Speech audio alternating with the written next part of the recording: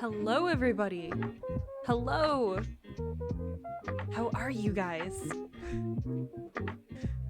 How are you? Hello, King. Hello, Fudgy. Hello, Galaxy. Hello, Scald. Hello, Curtis.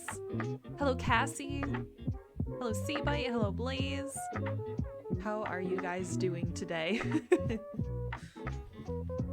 Curtis. Excellent joke. 10 out of 10. Professor Firefly, can you work on your schoolwork while you watch? I wish you would. That is excellent.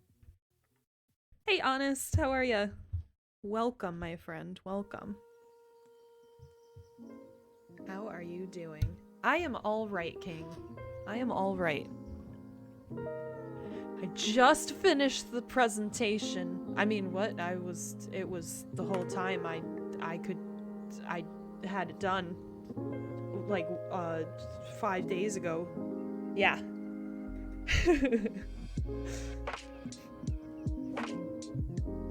Professor Firefly, which volcano is the best volcano and why?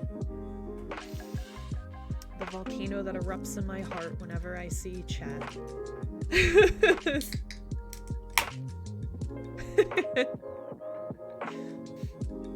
I need to get up and make lunch? Go get some food, King. Get some noms.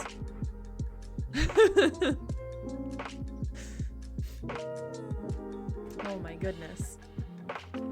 So yeah, we're gonna learn about some volcanoes today. And then after today's stream, I will put up the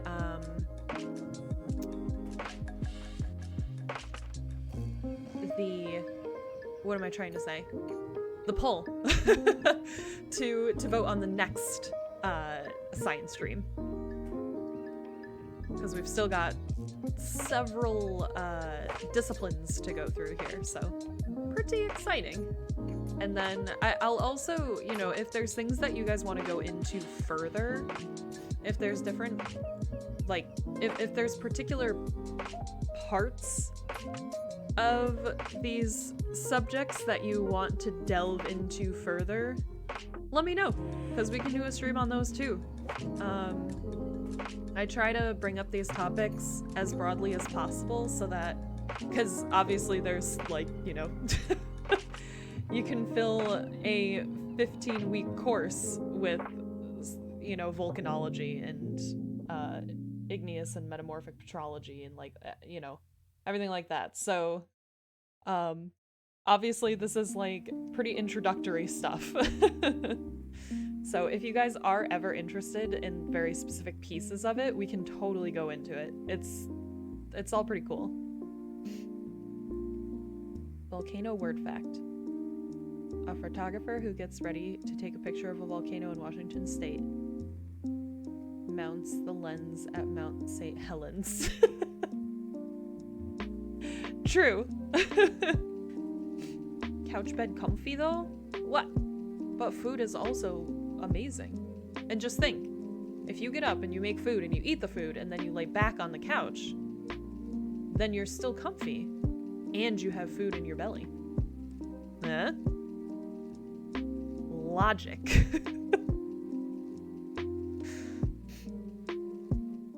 Sometimes I think about that to get myself out of bed or to get myself up from a chair. But yeah, I'm glad everybody had such a good time at yesterday's stream. My brother was very, very happy, and our friend. They had a very, very good time, and I did too. So we'll definitely be doing that again in the future. I'm glad that we played some Don't Starve. You humbly request more Don't Starve with the lads? Definitely, definitely. Professor Firefly taught me? No!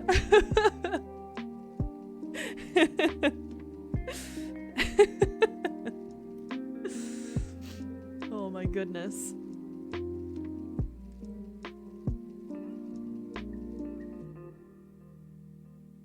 Gonna go print something? Go print something. Absolutely. So let's see. I can give you a little rundown of what we're going to talk about today. So we've got volcanoes. We're going to talk about how they form. We're going to talk about the types of volcanoes, the types of eruptions. I have many, many pretty pictures to show you. I hope you're excited to see. I don't know. I have a bunch of stuff to show you today.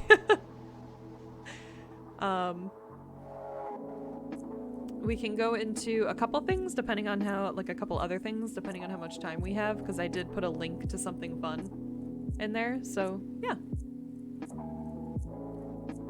Do we need to know this for the exam? No, it's fine. Hello, Sandal. Honestly, if I was ever an instructor, I would do what my, actually, IGMET Pet instructor did. He did this,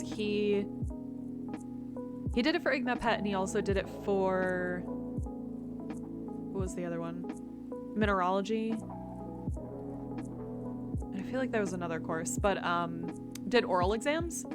So we basically had a giant piece of paper, and we had like 4 or 5 hours, and he would give you the first hour and a half to just write everything down that you remember. Every single thing that you remember from the class. and then he'd come back in, and you'd have the next 3-4 hours to talk through everything you learned.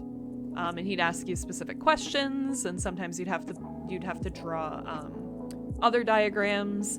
And he was fairly forgiving, like if you forgot certain parts of it, but he was also just like, if you forget this part of it, then no.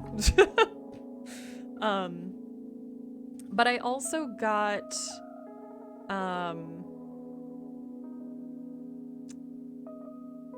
this would legit be the best class ever, though. All the friends, yes. Hey, stop throwing paper airplanes. Hey.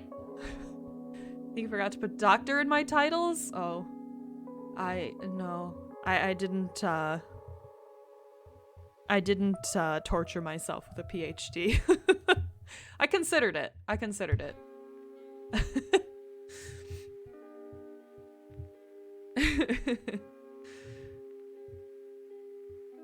You can all know this for the exam if you want to. Absolutely. Catch you sitting in the front row taking notes. Oh my goodness. Don't do the PhD. Hey, Falcon. Hey!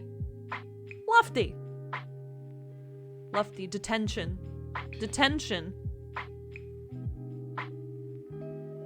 Oh, the other instructor that I had do that was in grad school. And it wasn't quite the same, but it was... Hey, Ollie. It was similar where, like, we didn't exactly have exams in the class. It was similar in terms of there wasn't, like, a written exam. It was more describe, explain what you understand. So it wasn't an oral exam in grad school, but it was like, here's an assignment, here's a problem, go for it. Like, tell me what you know, tell me how you would tackle this based on the criteria that we've talked about in class. And I felt like that was such a better way to gauge somebody's understanding rather than just regurgitating information, because I remembered so much more from those classes being able to do it that way, and I felt like I don't know, it just was like a nicer way of taking the class. In my humble opinion. I'm doing all right, Falcon. I am doing all right. Nano, thank you for the follow. Thank you very, very much. Welcome on in. I hope you're doing well. Helps you concentrate to do origami? Well, if it helps you concentrate, then I suppose, as long as you're not being disruptive. Welcome back, Galaxy. Okay. So, little spiel before we start. I have a bachelor's in geology for anybody that's here that is not a regular. I have a bachelor's in geology. Actually, I have a master's in geology, but my master's is more informatics. Geoinformatics. It has been a few years since I graduated, and I do not have a job in the industry right now, but I really enjoy it. So my knowledge is you know, a little fuzzy because it's been a little while, so we may need to look a couple things up, but that's okay, because we'll all learn in that process, and that's all I care about. Is us learning and having fun. So there we go. That's my spiel. Me sweating because I excelled at exams, because I have eidetic memory and don't remember shit if it's still I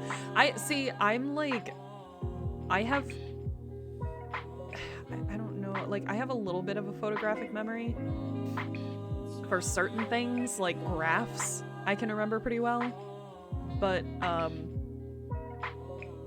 I learn best when I learn a concept and then I explain it to other people. Like, if I just learn something, I'll forget it in a week if I don't teach it to someone else. Because it helps me work it out in my mind. Remember and understand a bunch, then freak out about recalling and relaying the information? That's fair. Hello, Squishy! How are you? Alright. Shall we dive in, my friends? Shall we dive in? Higher order thinking. Yeah.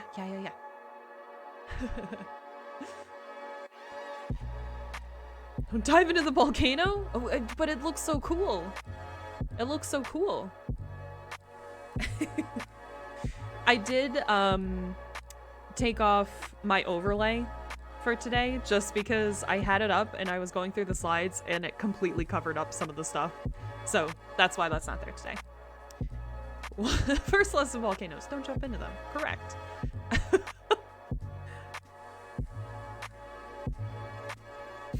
Alright, so we're gonna learn about volcanoes today. You guys said you wanted to learn about them.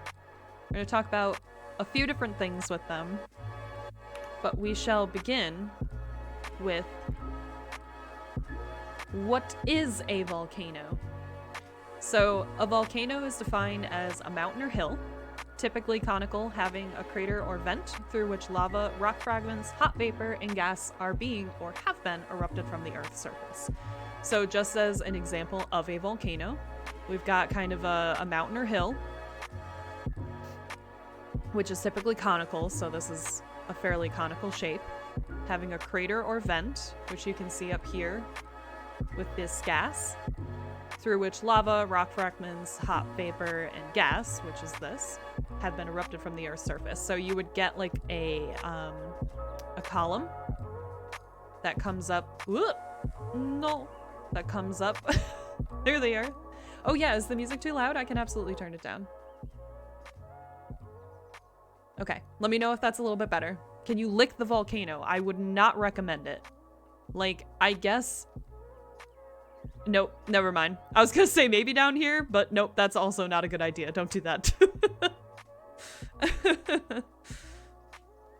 Do I remember correctly that this has to do with tectonic plates? Yes. So I will show a little bit of a graphic that sort of explains how they're formed. There's all kinds of of interesting ways. It's really, really cool.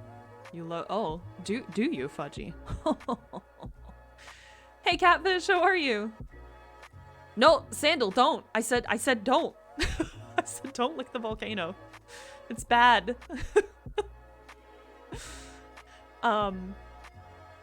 But yeah, so you would have that sometimes, and we'll go into this as we go through the presentation a little bit, but we also have, like, you can have little vents, which looks potentially like there might be one right there. There's different features that we can look at that sort of different formations that surround volcanic activity. Different volcanic features that aren't necessarily the volcano themselves, but features that relate to hotspots and things like that. We'll also talk about hotspots a little bit as well. Oh my god, how close are we? Oh my god, we're almost 50% already. Oh my god, we're 50%. 50% to the Fire Frog Detective stream. Very exciting. I'm glad you're good, Catfish. I am doing pretty well myself. Thank you for asking. Look, volcanoes at the bottom. No, don't lick them. And I'll tell you why. Because of the hot vapor and the gas. So even if you're not all the way up here next to the lava and stuff, you're gonna have a bad time. Trust me. Hey, Dark Cat, how are ya? Listen, hot vapor and gas happens to the best of us. We all need to evacuate our magma chambers sometimes.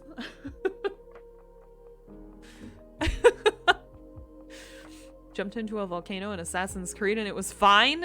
Excuse me? I can't explain it. Game physics, I guess, is how we explain it. You rock rapids. This is a great stream. This is a great science stream.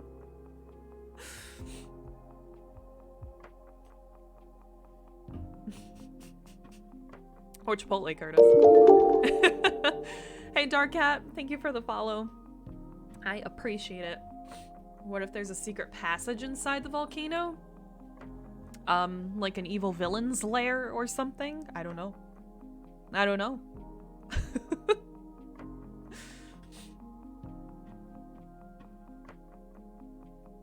Then they're cool. Or a good hero's lair. True, true.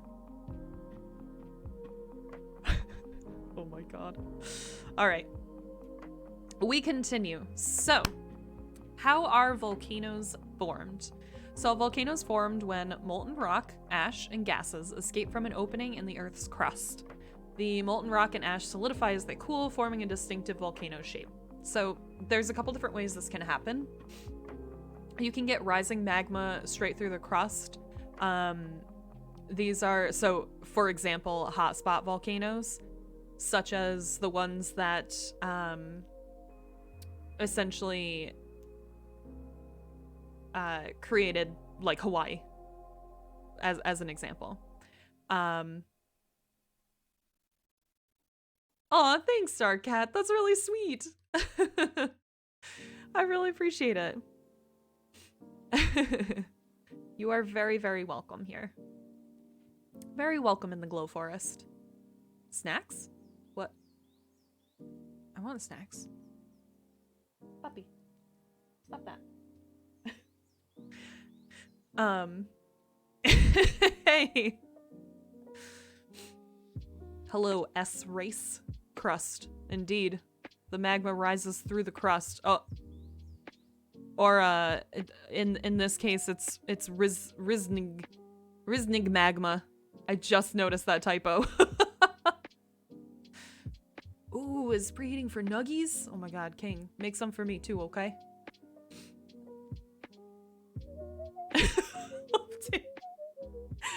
Where's the garlic and herb dip for all this crust? Dude, I don't know.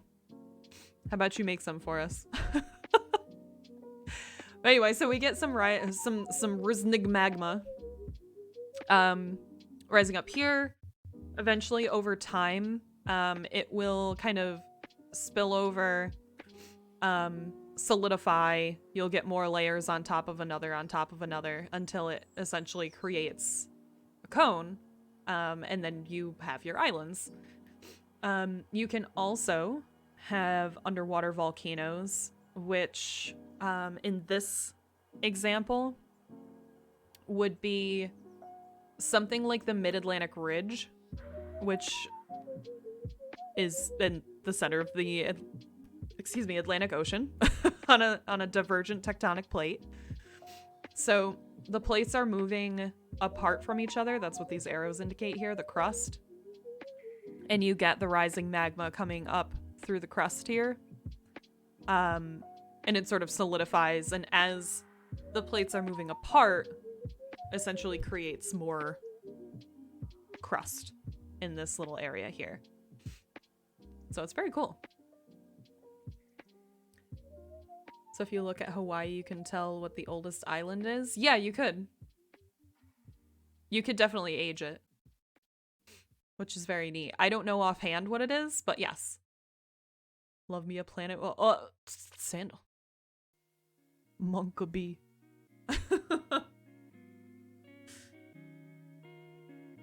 So hotspot volcanoes are usually kind of formed in a line because of the movement of tectonic plates. Yes, and we'll kind of talk about that later because I brought up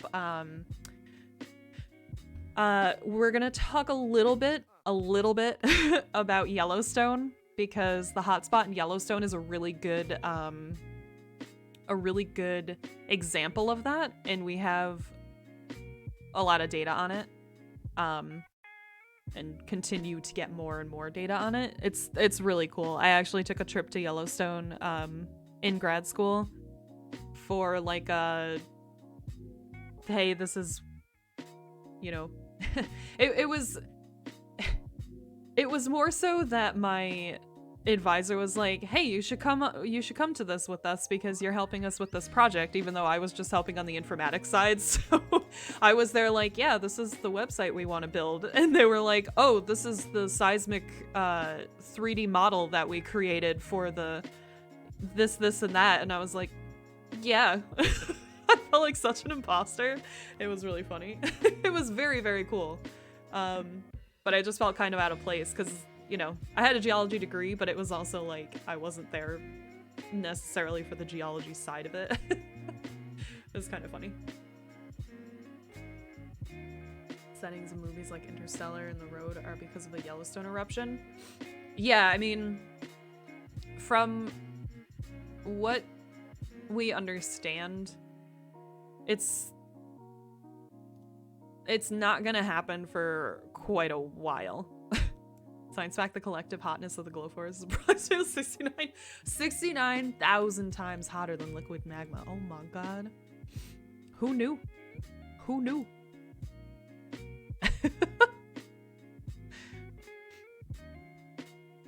There's like 100 sort of active volcanoes and they're all overdue or something. I think there's a lot of, like, Yellowstone is scary in the fact that when it erupts, if it erupts, it will be devastating. But the chances of that happening presently are fairly low. Never zero, obviously, but fairly low. But yeah, I don't research because I'm scared. It's okay. Someone go poke it? Yeah, go poke it with a stick. It'll be fine, I'm sure. Anyway, there's also rising magma coming through a melted crust. So you have this divergent plate. You have the crust going down into the mantle. It is slowly melting, and then you have this magma rising back up through the crust, creating volcanoes on like a continental surface. So pretty neat. Pretty neat. Volcanoes are pretty fun. When I went to Yellowstone, though, very sulfuric. Very sulfuric. It'll give you a headache. You have to be careful. Don't lick the sulfur bits. You will literally dissolve. Farty. Very farty. Yes. Very, very. In fact, when we went to Yellowstone, we were warned because the week prior, somebody had tried to go out onto one of the hot springs and they fell in and there was nothing left of them. So why would you do that? Because people see the crust that's sort of on the outside of those hot springs and they think it's solid, and it's not. It's essentially the same concept as thin ice. So don't do that. If you ever visit one of these areas, genuinely stay on the paths because you can hurt yourself and potentially die. So just don't try to be cool. Stay on the path. It's cool enough to look at it from a distance. That sounds like a tour guide story. They said everyone to keep them in line. It does, but unfortunately it does actually happen. When we were at one of them, what a way to go. I know, for real. When you go to some of those hot springs, you can see like people's hats and cameras and like sometimes phones and stuff. I'm sure they have somebody go out safely and retrieve those items at some point, but they're out there because people dropped them from the path or something, and it was just like it's kind of gone. Like, it's not safe to go out there to get that back. So yeah. So there you go. That's my warning for you if you ever go there. However, as long as you're safe, super, super cool, and I can highly recommend. Very, very neat. It's one way to get rid of a body. True. True.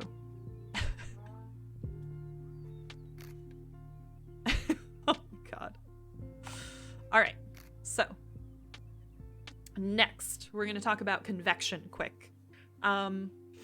So convection, mantle convection is the motion of Earth's solid mantle caused by convection currents carrying heat from the planet's interior. So you get these convection cells that are shown here, where you have hot magma and liquids and fluids, all kinds of stuff, flowing in this direction. As it gets closer to the crust, it cools and then comes right back down. It drops right back down. When you think of the term like heat rises, think about that. And then cold, drops because it's more dense. And that's when you get upwelling. I talked about the mid-oceanic ridge or the mid-Atlantic ridge. Divergent plate, which means it's pushing apart, and that's sort of how you get that. You get the hot liquids coming from these two cells, and they sort of push up on the crust, and when that, magma and fluid and everything breaches the crust, it flows out to either side and solidifies there. So as these plates are diverging, they're essentially creating more crust, which is pretty cool. Very, very cool.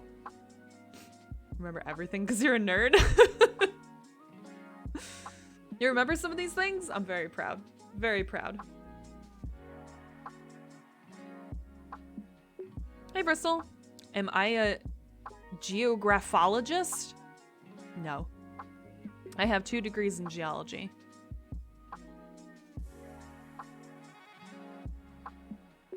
I wanted to be a geologist, but it's very difficult to be one these days without going into academics, which I was not sold on getting a PhD, so I did not go into that. Sound like Percanon ant? How was Babby formed?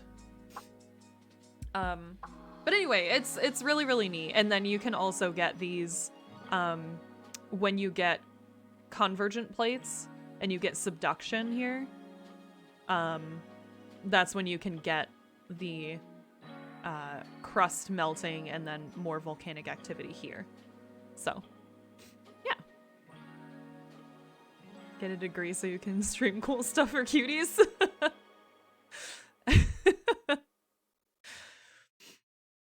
Okay, I'm not even gonna lie to you, Sandal. When you said that in the Discord, like yesterday, the day before, I completely forgot that that was in the video, and I was like, damn, Sandal, that's like slightly inappropriate. And I was like, wait a minute. I know where that's from. Because then I saw you posted the video, and I was like, oh my god. No, you're totally fine, Sandal.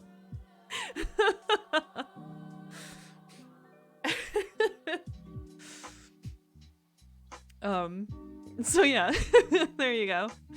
You get melting of the crust, and then that sort of creates more. It's like a cycle. It's a constant cycle where you have crust subducting into the mantle. It melts. It becomes part of this upwelling process, and then it becomes new crust. And then that cycle just sort of repeats itself, which is very cool. Tell me to give pregnant any opportunity? Well, I'm sorry to have to tell you this, but I don't plan on ever having that happen. If we do ever have kids, we'll probably adopt.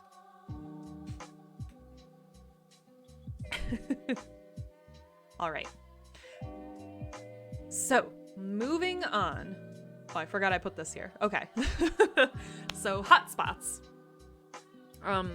So hotspots are, it's a deep region, or a region deep within the Earth's mantle from which heat rises through the process of convection. So that's why I kind of wanted to bring those, those processes up before we got here. So these are some of the world's major hotspots. listed here. Obviously, you see Yellowstone right there.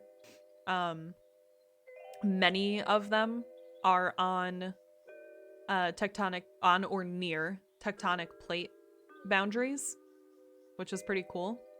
I had a map like in college, in undergrad, of the entire world of all the seismic activities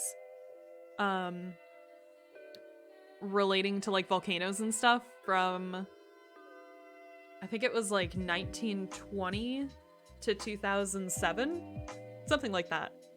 And it was just everywhere. Like, it was so cool. It was everywhere along these boundaries and stuff. So there's a lot of activity on these boundaries, and these are just major hotspots. These aren't all of them, because there are hundreds of thousands. It's very, very neat. Is it true that if Yellowstone erupted, we would all be fucked? I mean, essentially. Like us, yeah. The plume from an eruption that size would be pretty catastrophic. But as I was saying earlier, it's not something we are likely to see for a while. Chances are never zero, but it's unlikely. But yeah, there's all kinds of great stuff. I think the place I live in is actually underneath this. Oh, this one? I'm sure it's fine. Firefly top 10 hotspots. New YouTube video out. How would one go about encouraging it? What? Bristol. How dare. How dare. So violent. Wait, what does this pointer do? Oh. Oh. I should use this. This is easier for you to see. I don't use Google Slides very often, so. Alright. So, let's talk about the anatomy of a volcano. We've gone through quite a few of these things already. So, you get your oceanic crust, and then you have your subduction zone, which is when one continental plate hits another one and subducts into the mantle. A seduction zone? Yes, this is the seduction zone. Spoopy'll chase the laser? True. I don't know if Spoopy's here, though.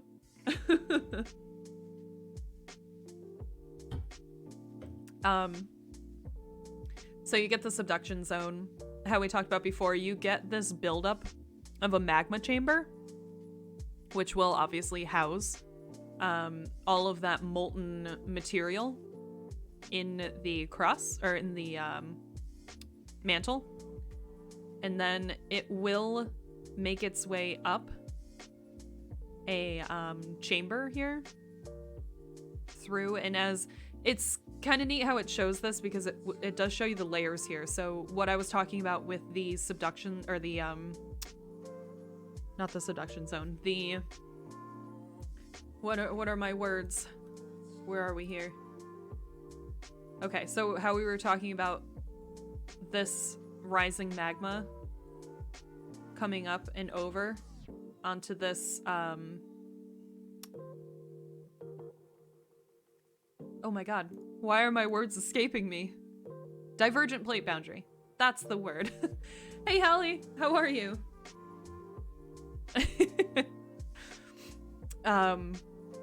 It's much the same. So this magma will come up here, and as it emerges from the crust. Who knew the Earth could be so erotic? Oh, you have no idea, dude. There's orogenies, there's full thrust belts, there's what are some of the other questionable terms? I'm trying to think of some of them. Hey, Susanna, how are you? Welcome, welcome. Zap Brannigan face. Oh my god, I love Zap Brannigan. Zap Brannigan, Brannigan's Law. Anyway, when it emerges from the crust, it'll kind of bubble over. And as it does, it'll create sort of these layers. Each time it breaks through a new layer of crust until you get something like this. When a volcanic eruption occurs, we'll go into the different types of eruptions, but in this case, you would have an explosive eruption, which would result in a lava flow, which will, you know, sort of come down the sides of the volcano, obviously. I know that you guys have all probably seen volcanoes, so you know how that looks. Firefly asked Bison to whisper sweet nothings about volcanoes. There's a joke that I was told by a geology professor that geologists know how to make the bedrock. So that's one for you too. I also made a sign that said my earth science teacher in 8th grade was the schist.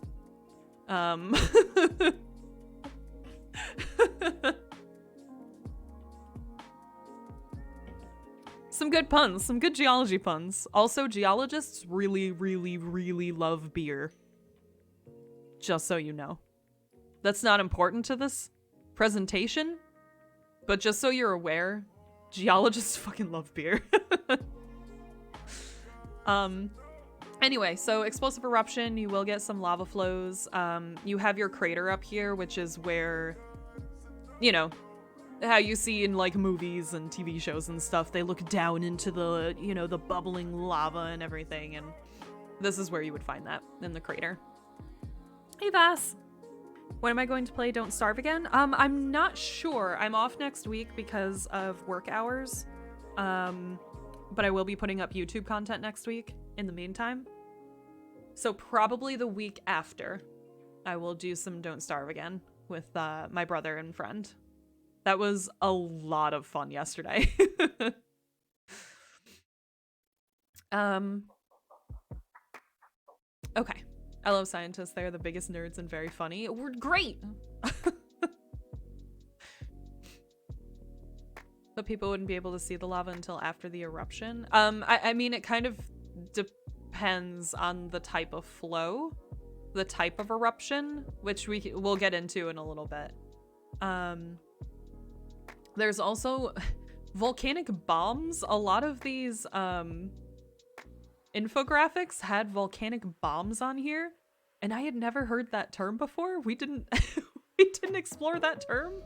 So I don't know if that's a newer term or what, but all I can assume is that it's like just the explosive nature of the eruption and probably rock fragments that come out of it. But either way, you get an eruption cloud, which has a lot of those vapors, a lot of the gases, really volatile stuff up in this. There are some crazy scientists that fly helicopters out into not necessarily this area, although maybe, I'm not entirely sure. I know out into this sort of a section of an eruption cloud, fly helicopters through them so that they can measure the composition of the gases, which is pretty cool. Why do tater tots take longer to cook than nuggies?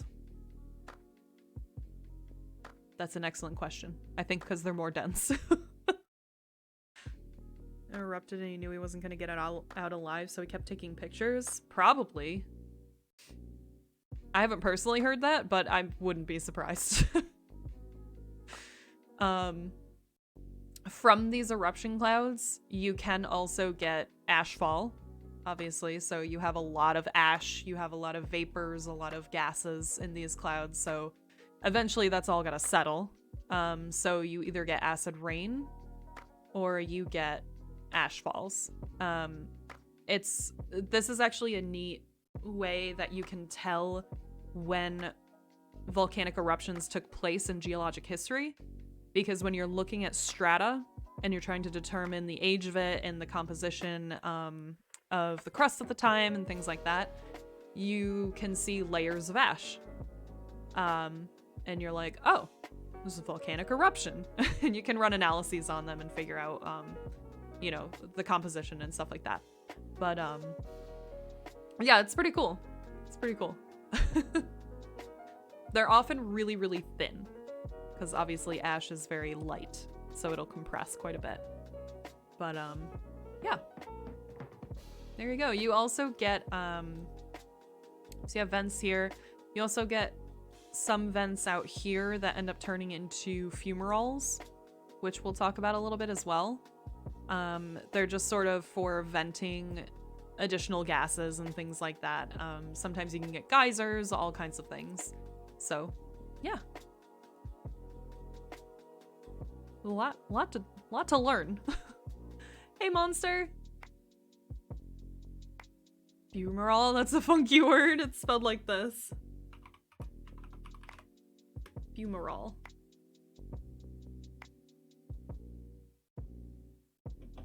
It is a funky word, though, for sure. Oh my god, Fudgy with the nose pick and spy again. Shake my head. Oh boy. It was filmed during Mount St. Helens. Jeez. Wow. Dedication. Dedication.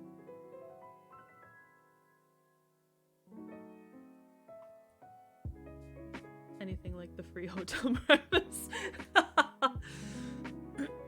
Yes, exactly like that. Might be a little spicy though.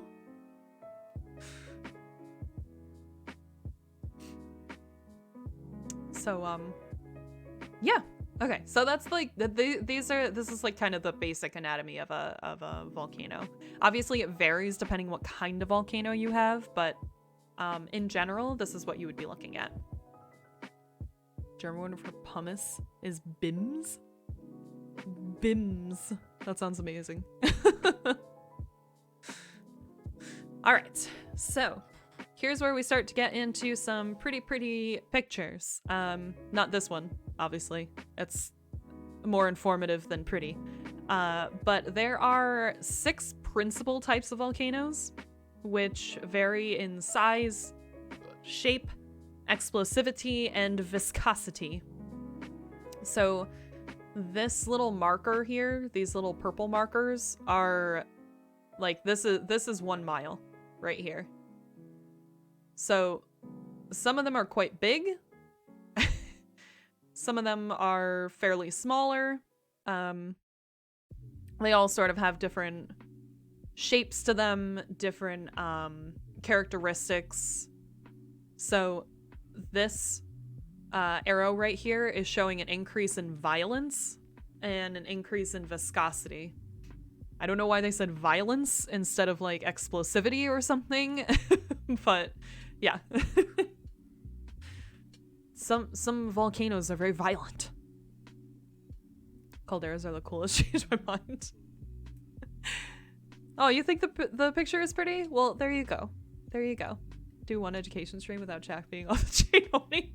No, it's impossible. Explosivity wouldn't have fit as nicely. True, but it's cool.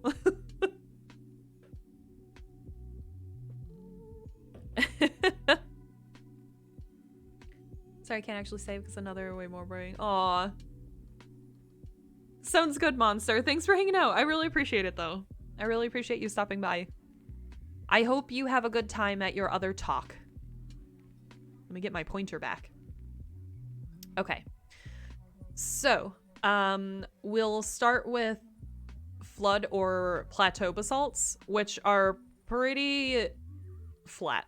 Like, they're, I don't know how much you guys remember from physical geography or geology, but plateaus are flat surfaces. So you would have this kind of flat flow. You can think of it kind of like a, well, like a river.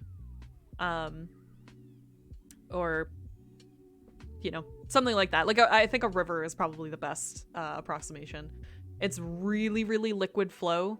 That implied that this is boring. The other thing I'm excited. Oh, that's okay. That's okay, monster. I understood. I understood. Don't worry. So this is a very liquid flow and pretty widespread because it's so liquid. And they're emitted from like fractures in the continental crust. Next you get shield volcanoes, which they're more liquid lava, but not as liquid as these flood basalts. Sometimes they do have collapsed calderas. I don't remember if the picture I chose for it showed that.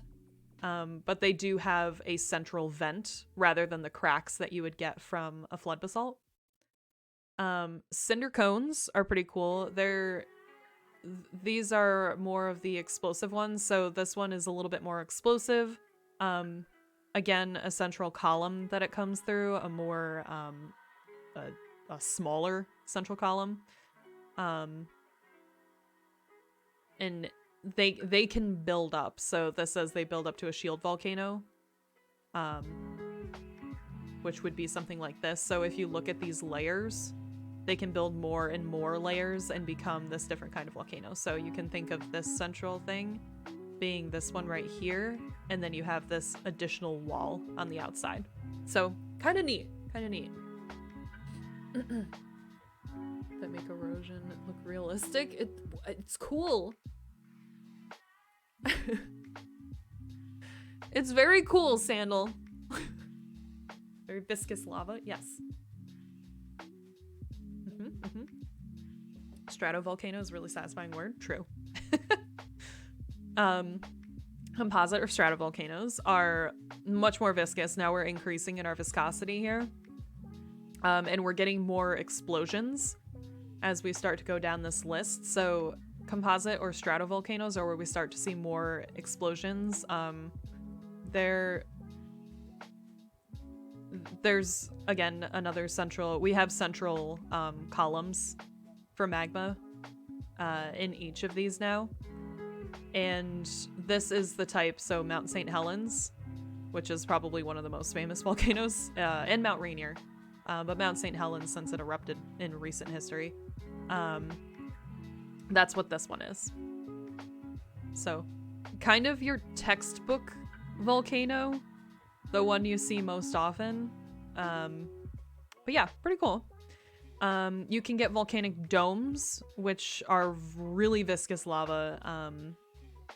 They're very explosive, and they're usually next to other volcanoes. I think I show a pretty good picture of that when we get into those in a minute. They can kind of sit in or adjacent to other volcanoes, which is pretty cool. Hey, Dagum! Hello, hello.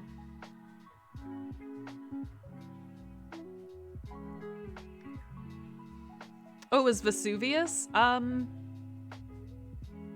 think Vesuvius, yeah, was. We can look it up, though. We can look it up. Remind me about that. Actually, maybe we can look it up now. Can we look it up now?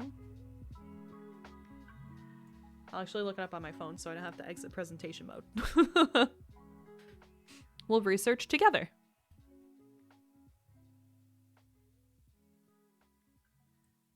Yep, stratovolcano. Yep. So there you go. It does make sense because they're fairly explosive. Volcanic domes can be explosive. They can also be a little less explosive, so it's kind of like a Trixie. Oh no, that's totally fine, Fudgy. Imagine being sorry for derailing for a legitimate question instead of horny chat. A lot of flash fossilization. Yes. Yep. The pyroclastic flows, they can absolutely kind of cover everything, and then over time, as the process of fossilization occurs, it's sort of like that same, I mean,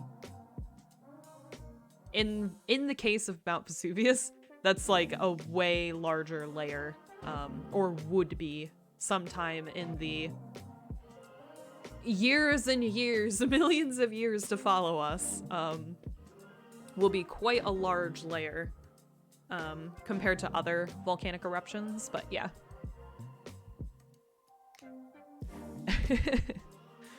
And then the last one we have to talk about is a caldera. So very large composite volcano collapsed after an explosive period, frequently associated with plug domes. So these are kind of, you see them in Yellowstone. They often collapse after they explode because they are so intense. They're large volcanoes collapse after explosive period freely. So this is where you can see where the volcano, the conical shape of the volcano previously, and then after an explosive eruption, it collapses in on itself, and you get sort of this debris in the middle here. They often turn into lakes, which look really, really pretty. But yeah, so let me show you guys some pictures. Holy heck, they're pretty? Yeah. So this would be a flood or plateau basalt. You can see it's just kind of a flow, you know? Just kind of chilling here. Obviously you get these dark spots on the top where the lava is cooling. And then you have sort of like, it looks like there's a flow from over here coming and meeting this one. So looks pretty cool. There's a lot of these in Iceland. I think this one in particular is in Iceland. So very, very neat. Just go.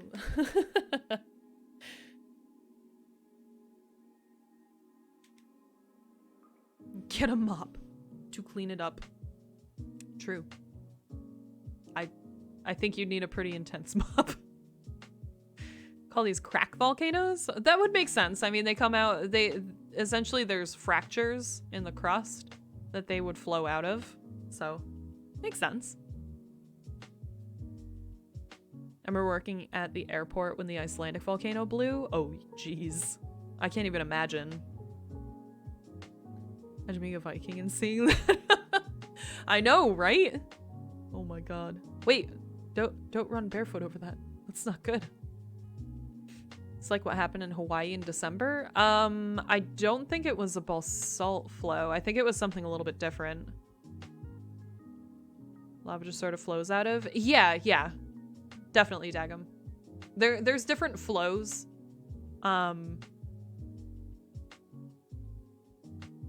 It kind of depends on the conditions.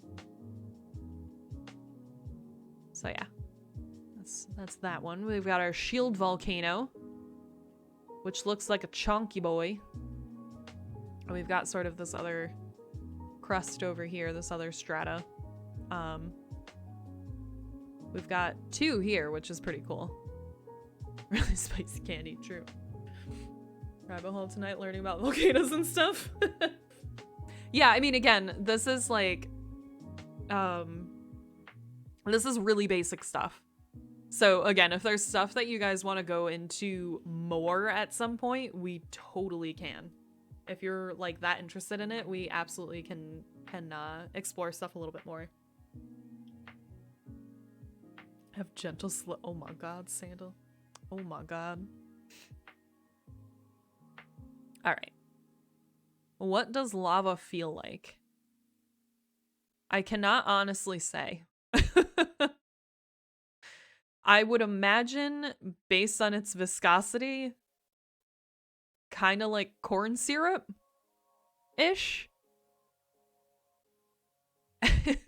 Or like taffy. Yeah, depending on its viscosity. It would really depend on that. But ultimately, it would feel very hot. Yeah.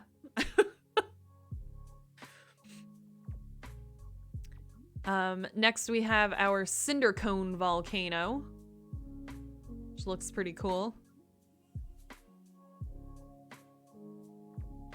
Go buy some corn syrup and toffee. Oh my goodness.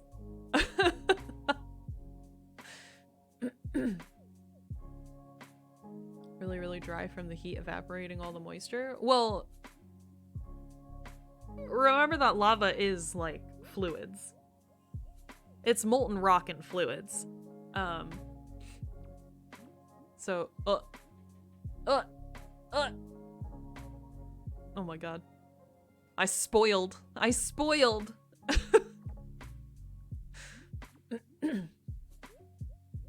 I'm now wishing that I had cut out the specifics and put them here. That would have been nice to see. That's my bad. My bad. We can go back here. Cinder, that's when we get into some explosive ones. Have these here. Hello, Modern. Now we have our composite or stratovolcanoes, which are pretty, you know, it's what we expect when we think of volcanoes. You love my little laser? I know, I just discovered it. It's down here. It's a pointer. I didn't know. I don't use Google Slides very often. Cat, your stream is you studying? Oh, sounds perfect, Modern. Pointy boys. So yeah, we have like a nice plume up here. A cloud of gas. Gases and vapors. Hey Tink, how are you? We've got our crater up here. Our conical shape. Pretty nice. Then we have our volcanic dome. So remember that we said they're kind of near other volcanoes. So you would have this dome inside another crater, which is really cool. So you can see they have kind of a more amorphous shape, but still pretty neat. Small volcano inside a mostly dead one. Yes. Yep. I thought this was just a really neat depiction of this. Looks like Minecraft with shaders. I mean, a little. A small volcano. Oh my god, I love it. A small volcano.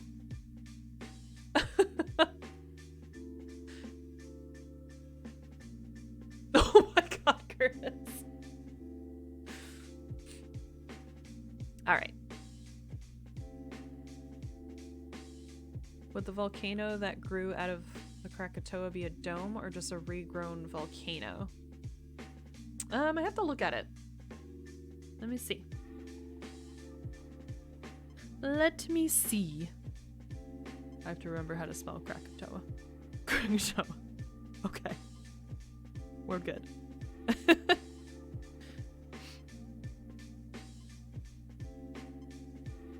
Ouch. My nose.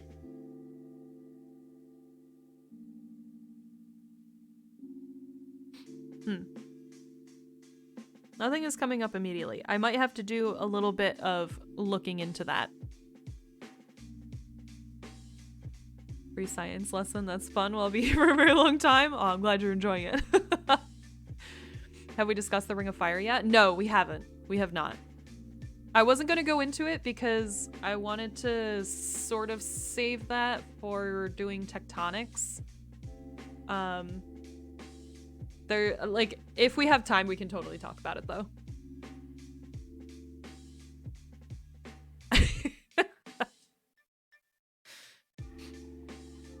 But yeah.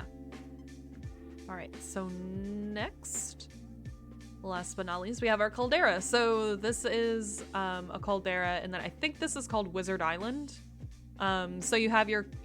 that, you know, this was part of the wall of the volcano, and then after it erupted, it kind of collapsed. and over time settled into a lake. Skull Island.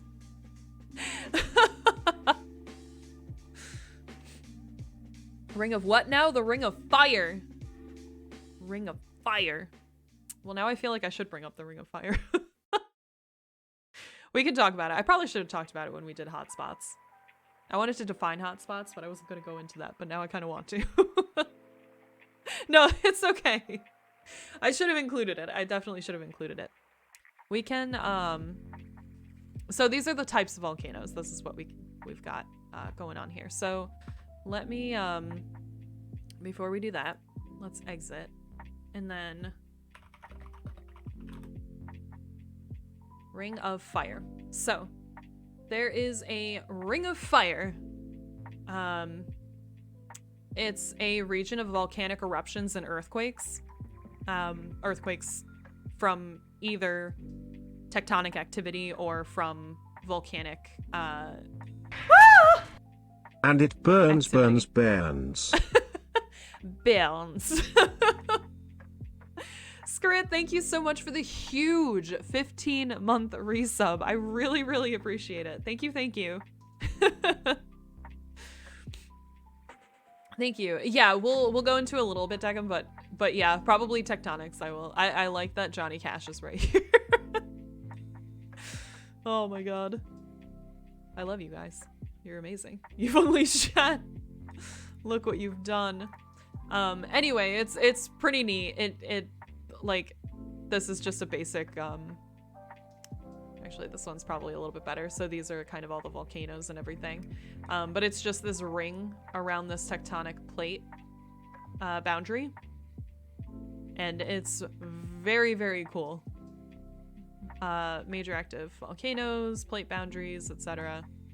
So eventually when we talk about tectonics, we'll go a little bit more into it, because there's a lot of activity that goes into that, but it's very cool. Yeah, there's a ton of geothermal activity. Yep. It's very, very neat. Very, very neat. Okay. So now we can talk about types of volcanic eruptions. So there's a few different types. They're characterized by explosivity. Wait, what? Why did that get auto-modded? Don't worry. I've permitted the letter E to be used in chat. Oh, was that why it was? Oh. Yeah, but it just highlighted the letter E. I don't know why. Like, it didn't highlight the whole word. It was just the letter E. Incredible. Amazing. Okay. All right. Your sinful ease. How dare. Yeah, I know it was. I don't know what is going on. This volcano at Taco Bell. True. This one over here, the Plinian eruption. Yep. All right, so yes, Sandal. Obviously named after Stromboli. So volcanic eruptions are characterized by explosivity and the height of the plume. So you can see explosiveness. The more explosive an eruption is, the taller your column is going to be, which just makes sense. You can think about it as, if you think of like a bottle of water, I'm sure you guys have seen the meme, the fun, you know, the trick where people are like, oh yeah, look into the bottle of water, and then they squeeze the sides and get water all over the person's face. Those videos are hilarious. But also, oh, laser pointer, I'll bring it back. I got it. You can think of it similar to that. It's not quite the same. It would be more like pushing Play-Doh through a tube or something. But the force on the sides, if you have more force, you have you know, a taller eruption of water from your water bottle. So you can think of this the same way. So the more explosive your eruption is, the higher plume you're gonna get, and the more gases and vapors and all kinds of things. Yes, definitely exactly like pooping.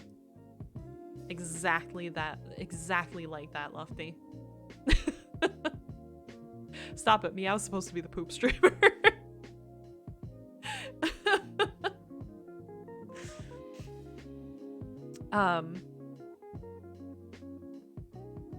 You should get a PhD for this? Yes. Do your do your thesis on it.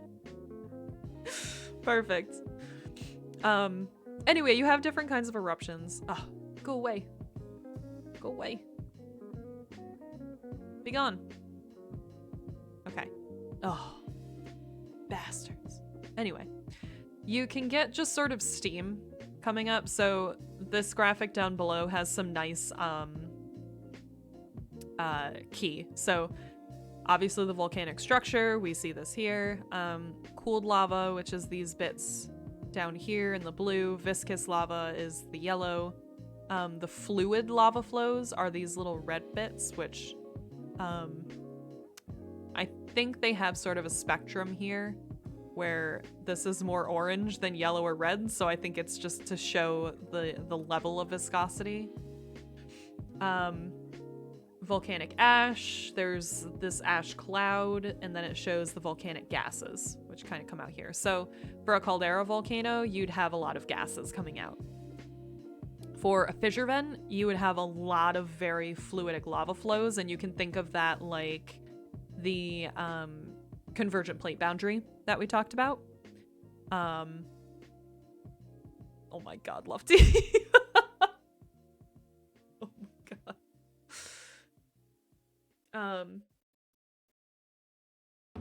We also get Hawaiian eruptions, which, named for Hawaii, are just kind of basic flows.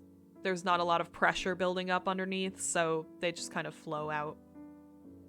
Then we get into stratovolcanoes and the different eruptions we have here. We have, obviously... sorry, this axis down here is also the lava fluidity and eruption explosivity. And then we have the height of the plume, obviously, that we talked about up here. Sandal. Mood. Strombolian eruption, you'll get a lot of lava flow, but not really any cloud.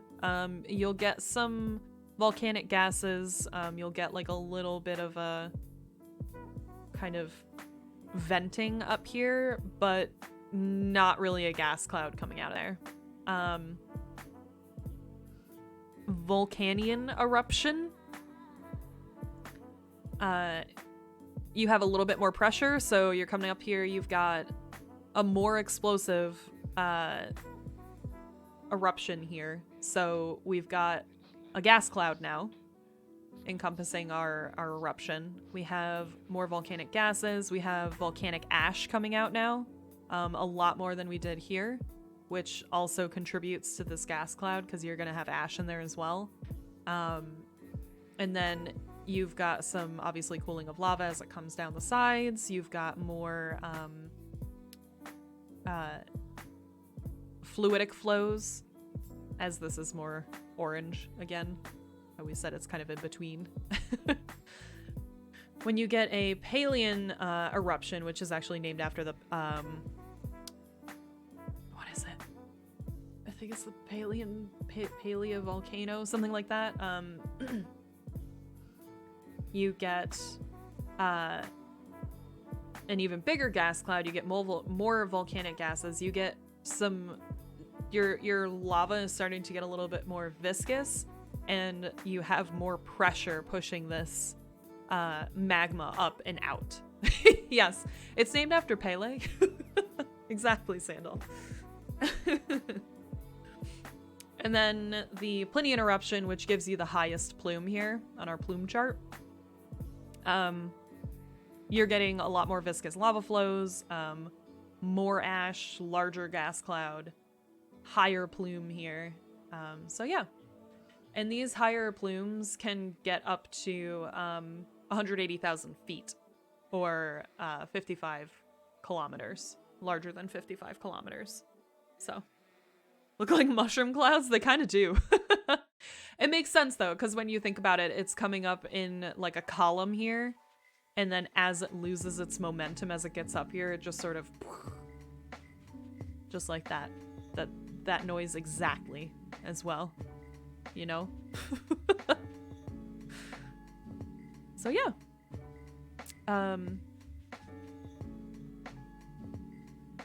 That's pretty cool. I don't know. I like volcanoes. I wanted to just introduce volcanic islands really quick because they're kind of cool. We already basically went over them, but I just think their life cycle is kind of neat. So, and it also demonstrates a little bit the movement. So you get a direction of plate movement. So it will change over time. So you have your volcanic island, and then as your plate's moving, you know, there's a bunch of different things that can happen here, but you might get like a sinking island, you might get a Goya. There's a barrier reef with a sinking island, you might get an atoll, which will give you a lagoon, which is pretty neat, or you might get a seamount, which is when it kind of just turns into a mound here. So I just thought this was a really neat graphic to sort of display each of those different processes of the life cycle of a volcanic island from a hotspot. Sounds Japanese? It does. It does. Absolutely. So, I just kind of thought this was neat.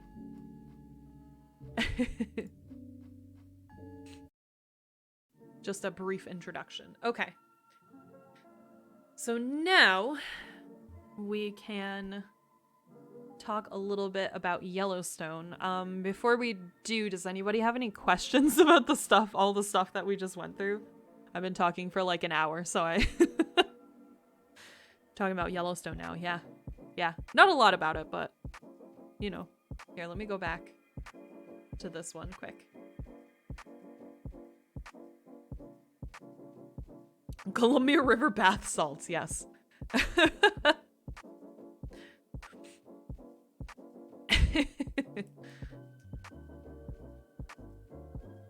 How often does a volcano erupt on Earth? Like, how often is there a volcanic eruption in general? Anywhere on Earth? Because that could be at, like, any time. They're not particularly predictable because the other thing... Yeah, pretty regularly. Yeah. When you think about, like, Old Faithful, the geyser, and that's just even a geyser, it's supposedly every 90 minutes, but it's not. One a day, one a month? I would say probably one a day. Let's look up exactly, though. How often does... Because remember, there's different kinds of, like... it depends on what kind of eruption you're talking about. Because if it's just like a flow, then that's constant. You know? That would just... like, literally just be constantly happening. It's a process that doesn't necessarily stop because of convection. You continually have the subduction of your crust into your mantle, which will melt, heat up, come up towards the crust, turn into more crust, and then subduct again. And that cycle just keeps happening and happening. So, yeah, if you're talking about eruptions, right, like Mount St. Helen, that's far less frequent. So it kind of depends on the type of eruption that you're referring to. Fell! Hello. Hello, Cliché. Hello, Ron. Your emotes are gone. It'll happen. It's okay. I think you can unlock some with channel points, too.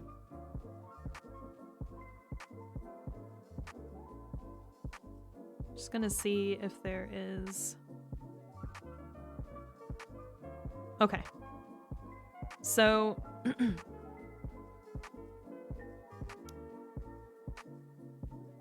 According to USGS, about one eruption every week. So I'm assuming that's more of an explosive eruption. Between 50 and 60 volcanoes erupt each year. But some of Earth's volcanoes can actually erupt within a few days or hours of each other. So you might get more, more than that a week. But yeah. So kind of cool. I think most people in their lifetime will have at least 10 big volcanic eruptions that they will remember. Very true. Very true. Okay, any other questions before we move on? Can't believe we're already at 50% for the frog stream. We're at 54%. Oh my god. Amazing. Incredible.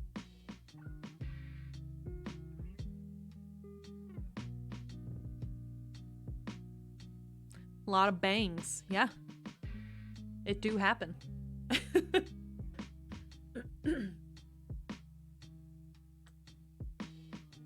Yes, Thel, what is your question? I knew it was gonna be something like that. I am doing okay, Thel.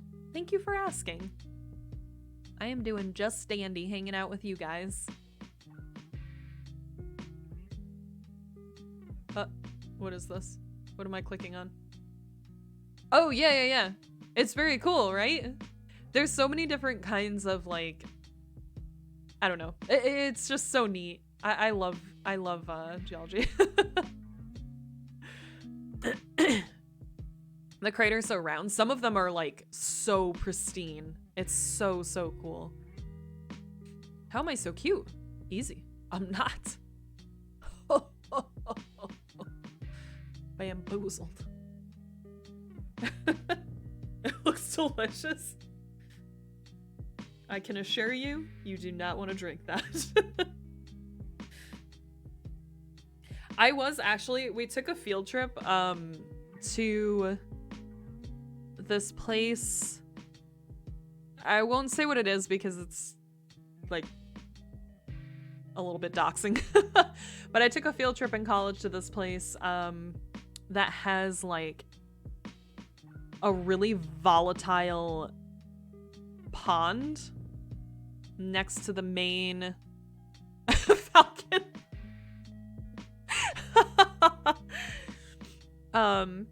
Next to the main feature, and it's like if you go in there you will also die, but it's not because of any volcanic activity. It's because of like a high iron content mixed with other volatile substances in the area. It was crazy. It was good.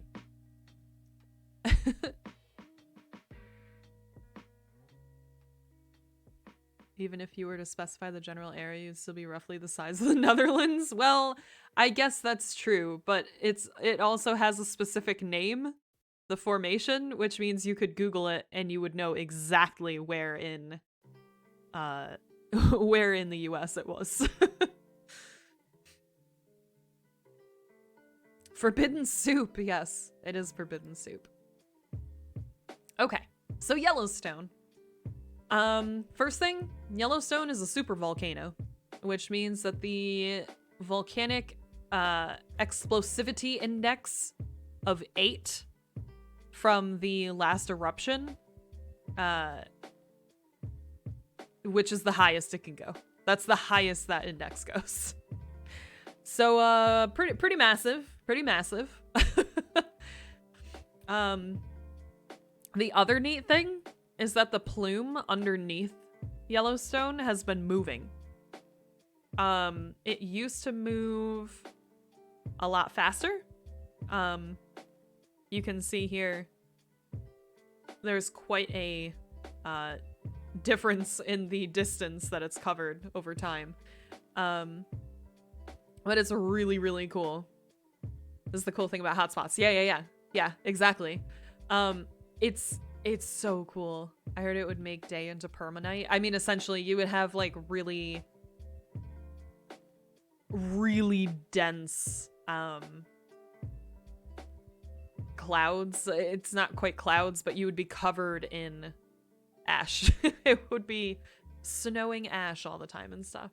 Heard a wonderful story about a pool in Yellowstone. A guy fell in one of the acidic pools. Yep. Yep. Yep. We were talking about that before, Thel. How you literally just dissolve. If I remember correctly, we think the hotspot exists under the plate as a result of convection currents. Convection currents, and the plate just sort of moves over that. Yes. Yep. That's essentially exactly what happens. Yeah, because that happened, Thel, like a week before I got candy currents. Yes. That essentially happened to somebody visiting Yellowstone like a week before I visited there a couple years ago. So, yep.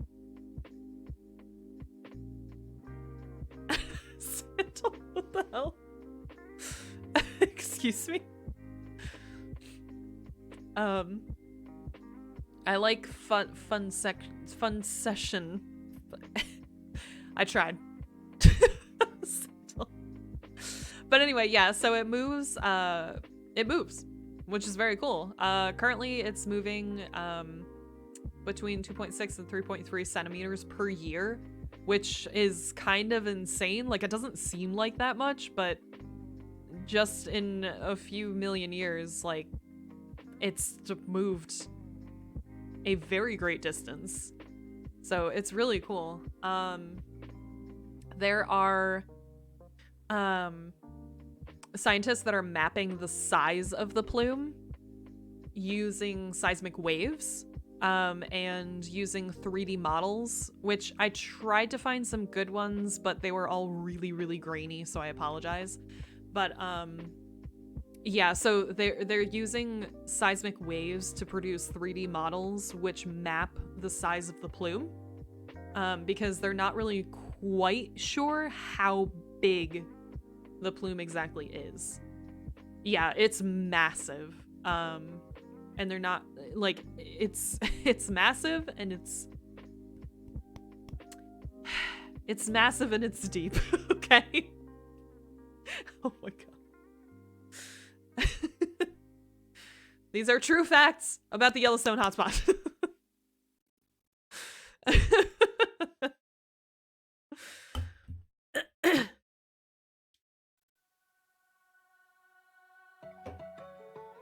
So anyway,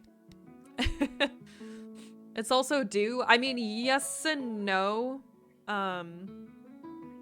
Please don't leave the boardwalk. Yes, we were just talking about that, Papa George. We've talked about it a couple times. Don't try to walk on the crust. Don't do it. Stay on the paths. Not worth it.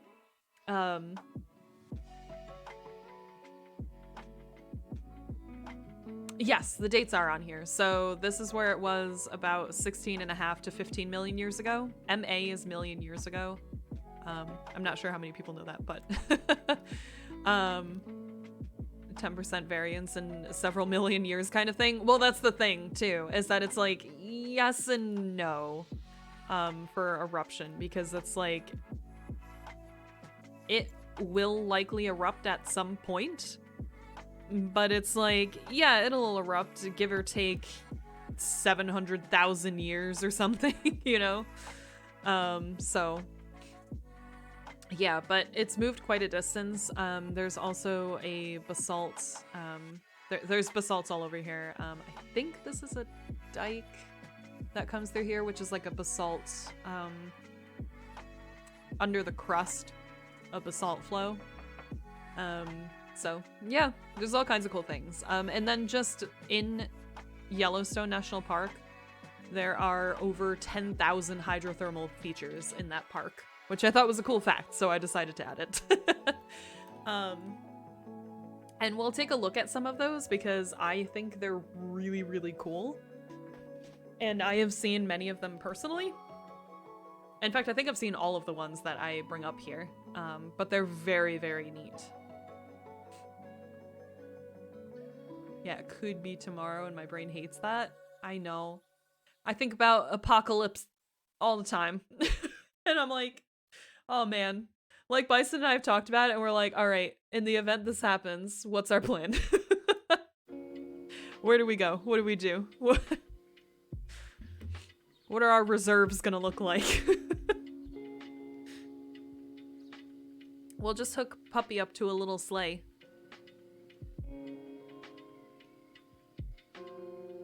Play Fallout, so I'll be fine. Yeah.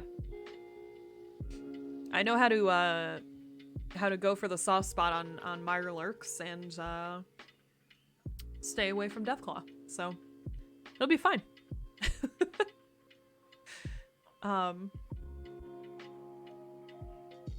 Korra season 2 is done. Nice.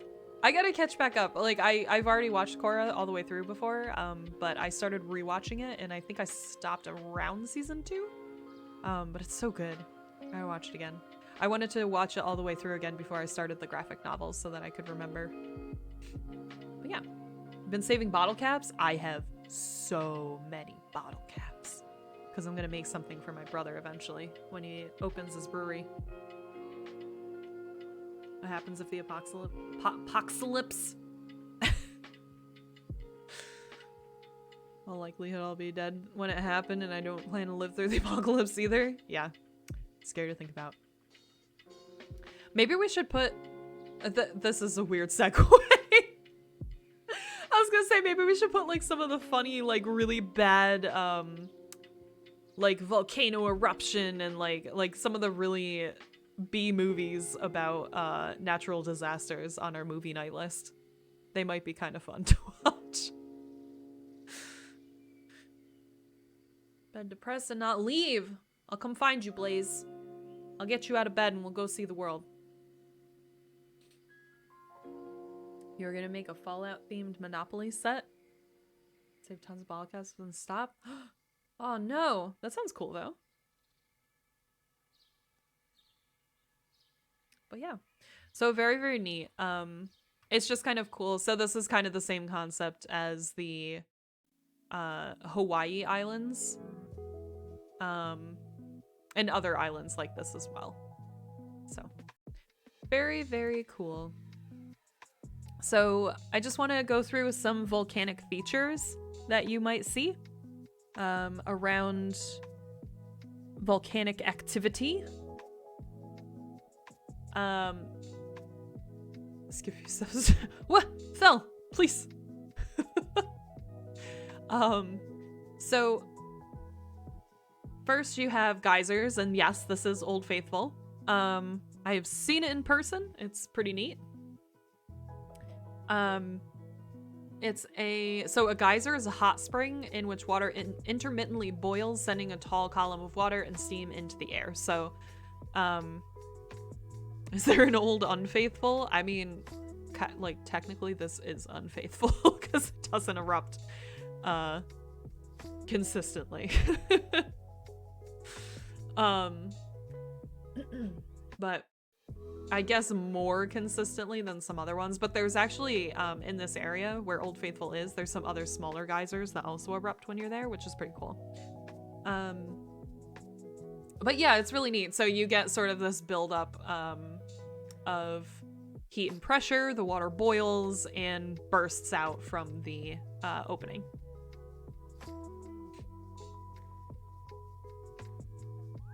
Build up so much in an open hole.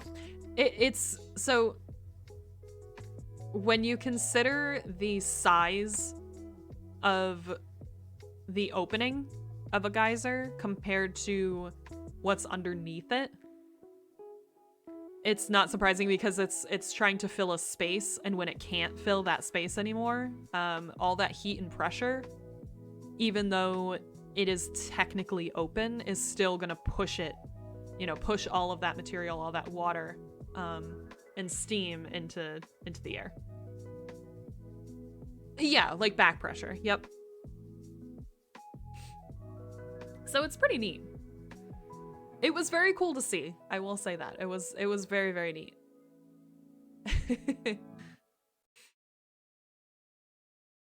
So you can also, it's a compressible flow thing. Yeah. So you can also see hot springs. Did I skip one? I didn't, right? Okay. Hot springs are hydrothermal or geothermal springs. They're caused by the emergence of geothermally heated groundwater, which has risen to the Earth's crust. So, this is when you would get like a larger area of heated water. You also get these colors because of the chemical composition of the fluids in here, of the liquids. I've actually been to this one, and it's really, really cool. It's very, very neat. I stood like over here. Actually, over here is where I was talking about before. You have these like crusty bits, which you can kind of see right here, like these light brown tan things. Some of these are like crusted bits, some of this up in here.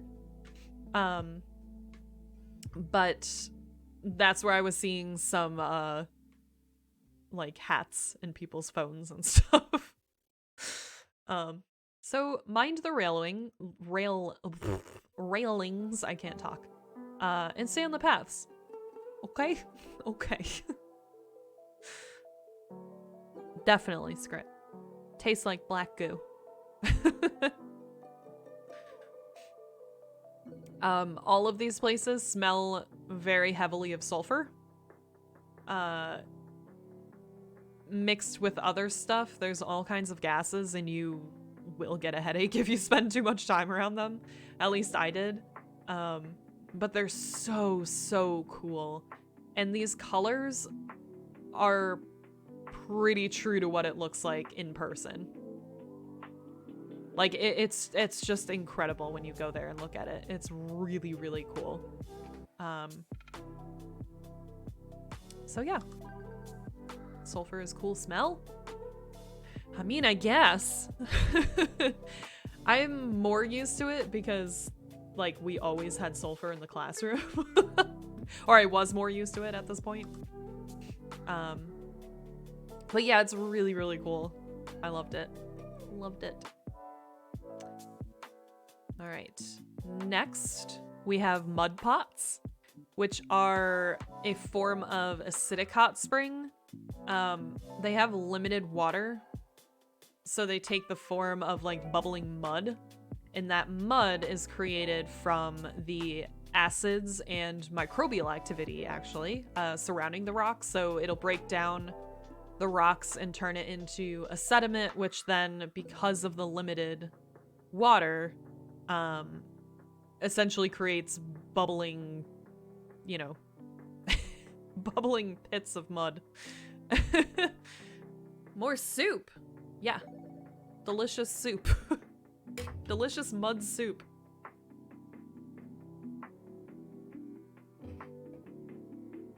Okay, I'm ready. Perfect. So yeah, I got to see some of these as well. They look, it literally looks like a mud pit. Like a bubbling mud pit. It's kind of cool though. Like, it's neat to see all these different structures because some of them are not very far apart from each other.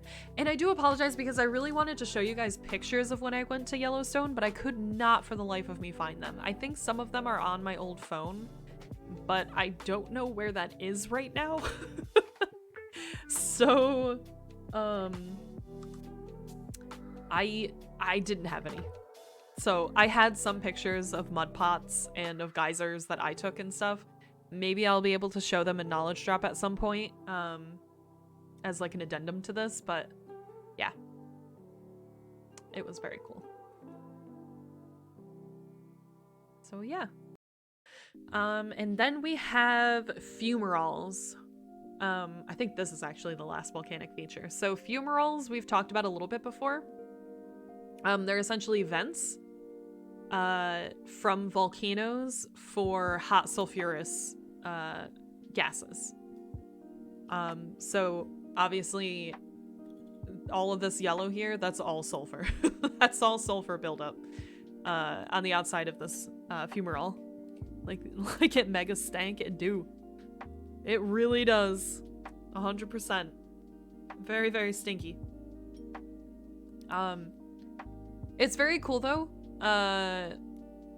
because they kind of come out. So you have your volcano, and then you have the chamber that comes up here, and from that central chamber you get sort of these other vents that kind of branch off. It looks almost like a tree trunk with branches and twigs coming out. And so these are kind of those twigs coming out there. Like, the earth is farting at you. Exactly. That's exactly what it's doing, King. But it's pretty neat. So, fumarole is pretty common. All right, what do we have next? Ah, yes. Okay, so we're getting towards the end of our presentation. So, we talked a little bit about how scientists study volcanoes. There's a few different ways they do this. I would make that picture pretty safe for work. True. There's a few different ways that scientists study volcanoes. So they can detect and record earthquakes using seismometers and seismographs. That was sort of what we were talking about. Like, when volcanoes erupt, they will give off seismic activity, depending on the type of eruption, obviously. They can also use seismic activity in terms of waves to, again, say, okay, this is what, for example, the plume under Yellowstone looks like. This is what the hotspot looks like. Because they can say, oh, this is liquid, this is the shape of the waves as they come back to us, or move through it and everything like that. So they can sort of determine things like that, which is really cool. They can also measure ground deformation. So when you have all of these kind of volatile formations and processes, you get a lot of different forms of ground deformation, so they can study that and sort of detect what kind of, what's happening underneath, essentially. They can detect and measure volcanic gases. There's all kinds of sensitive equipment that can do that, and that kind of also goes back to flying helicopters through parts of plumes, parts of the volcanic ash and stuff that comes out of the volcano when it explodes, or even when it's just venting. So they can do that, measure the composition. They can determine the amount of lava moving underground. There's a few different ways to do that. A few different instruments. There's a lot of instrumentation. Specialized equipment. When we get to talk about Vulcans, live long and prosper, daggum. There you go. We did it. You can also use infrared cameras, still and video cameras, and satellite imagery to do all this as well. No, you, daggum.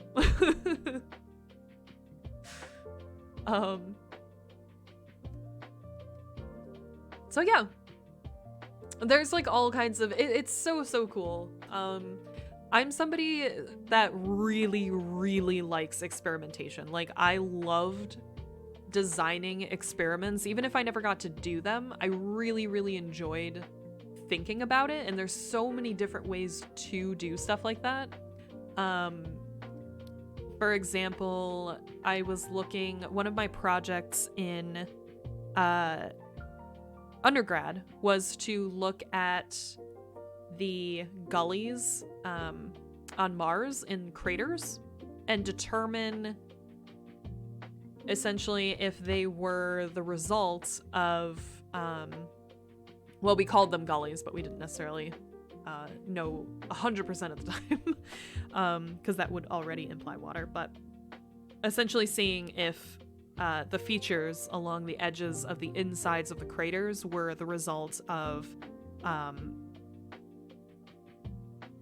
water activity, so water processes.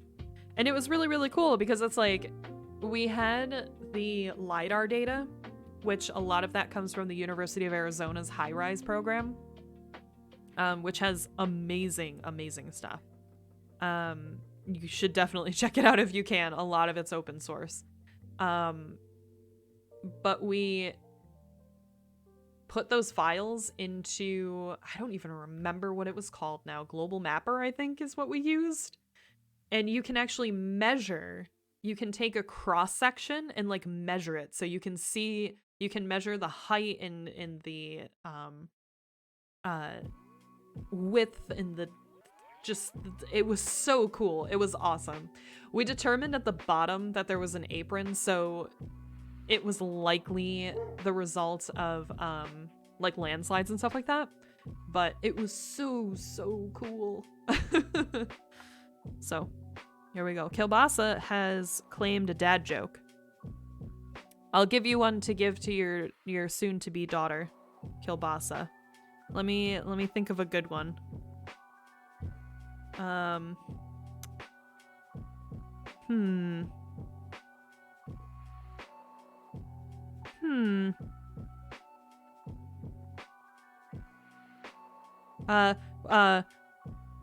What time did the man go to the dentist?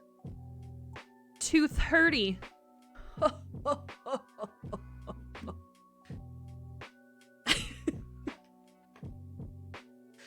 I am the height of hilarity.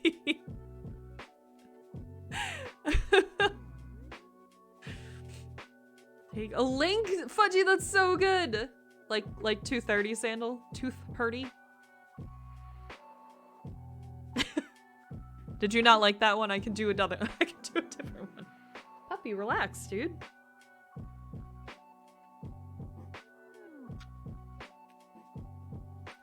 Could do what concert cost just 45 cents? 50 Cent featuring Nickelback. That's a good one. I like that one.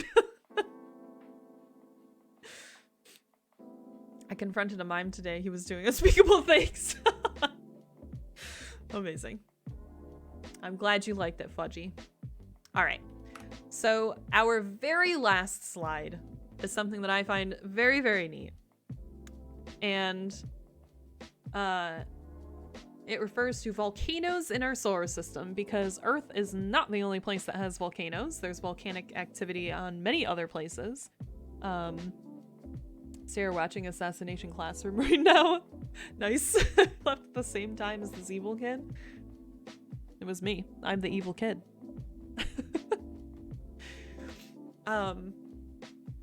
So here we have, this is actually an eruption that was captured fairly recently on Io, one of Jupiter's moons. Huge eruption. Like, this is the entire moon. And this is that. Isn't there an evil Firefly laugh clip somewhere? Yes, Jahan made it a while ago. I'll find it. It's in the Discord. You might be able to just search for your Firefly evil laugh or something like that. Yeah, Io has a ton of activity. This one was just particularly impressive. Well, this is in false color, King. But just to see it a little bit better. But everybody is pretty familiar with Olympus Mons on Mars. Aya has a ton of activity. Yes. Definitely. Ah, beans. I love that. LiDAR has come a long way. It really has. It's so cool. Absolutely awesome. There are like ice volcanoes on a moon somewhere. I mean, probably. There's a lot of different weird features. But a lot of people are familiar with Olympus Mons on Mars. There's also really close to it, some other sort of volcanic features. But volcanic activity does exist elsewhere, which is very neat. And I also have this, which we can go to. So I found this cute little website on Space Place on the NASA website. Is a LiDAR the child of a lion and a radar? Yes, absolutely.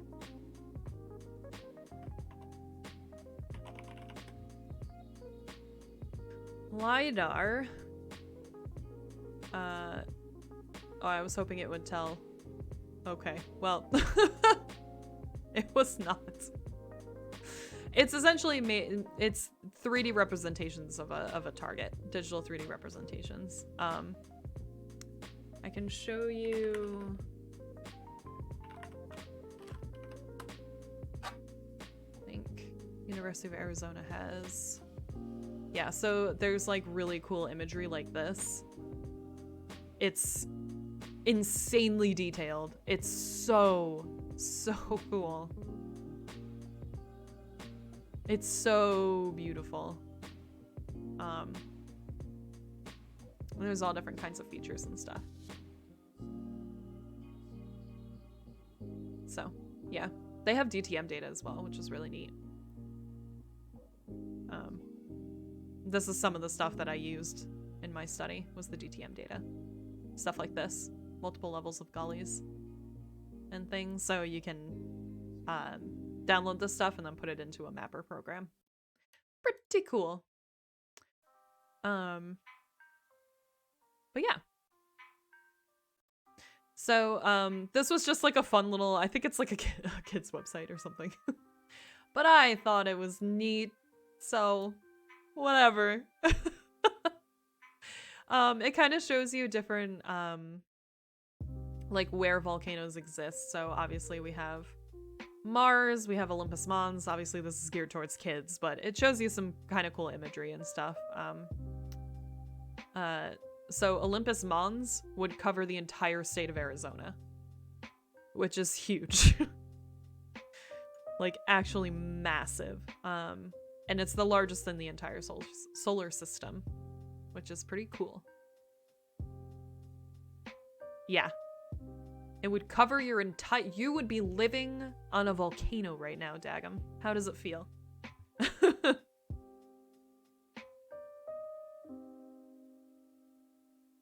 So this is one of the other...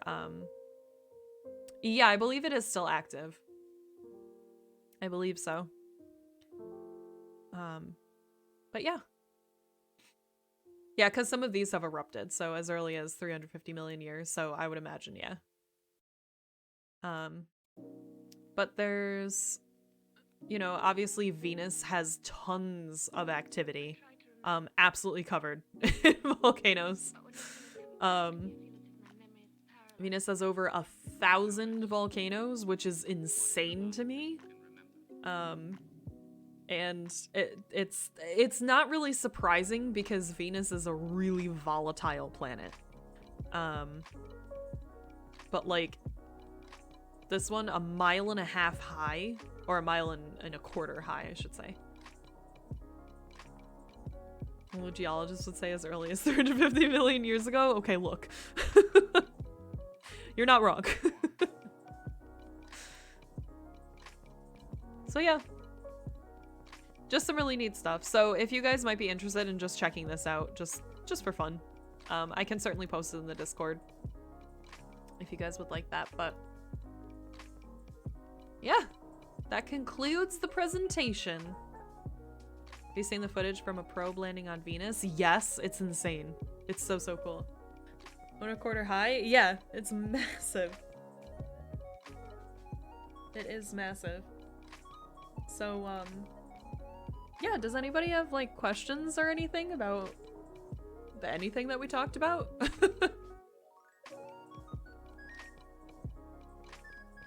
Or are there subjects that you want to go into further in the future, or what you guys think? Of course, King. You have a question. Okay. How did I get so smart? Dude, this is just cobbled together from what I remember from college. I've just always really liked science, and I've been collecting rocks since I was a child.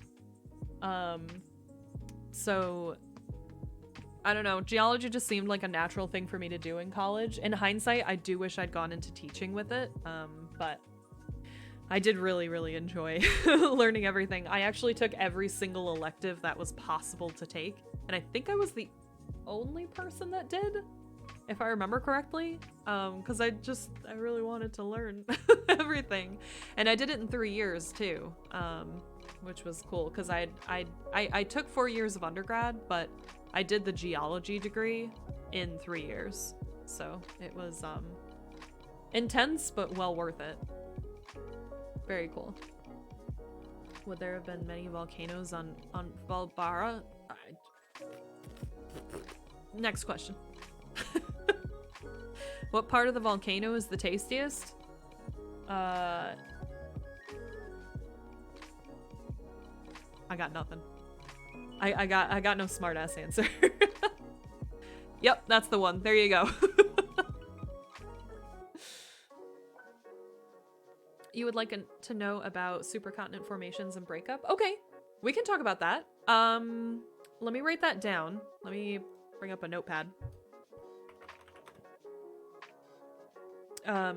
So we can talk about supercontinent formations and tectonic plates. I'll add that to the list because that would be like its own full thing. Supercontinent formations and tectonics. All right, I will add that to the list when I post a new poll. Is there anything that I really struggled with learning wise? Yes. And kind of in relation to volcanology, really. Igneous and metamorphic petrology was really difficult for me because there are a lot of different ways that different rocks form. There are basic, here, let me see if I can find any of the graphs that we had to memorize. Igneous and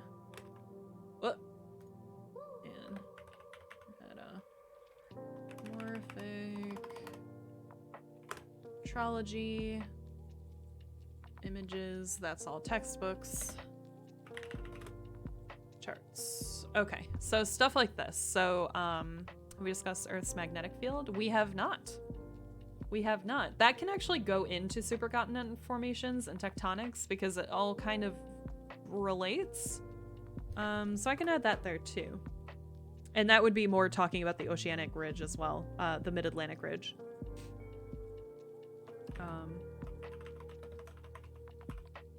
Yeah.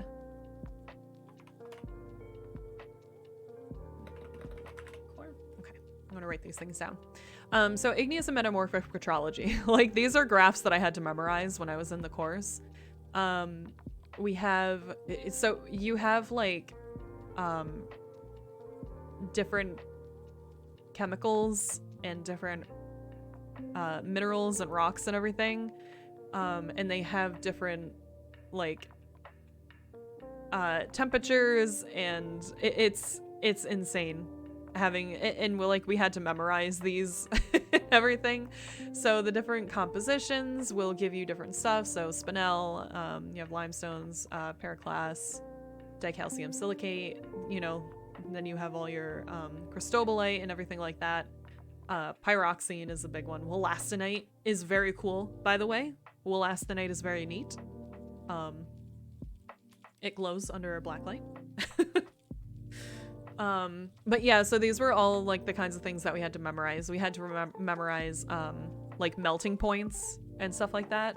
So these were things that I had a very difficult time with because there were so many of them. Oh my god, I remember this one too.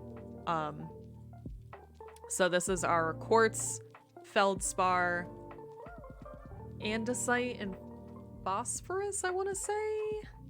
I could be wrong. But yeah, so we had to memorize all of these, and like we had to memorize all of this in here. All of these.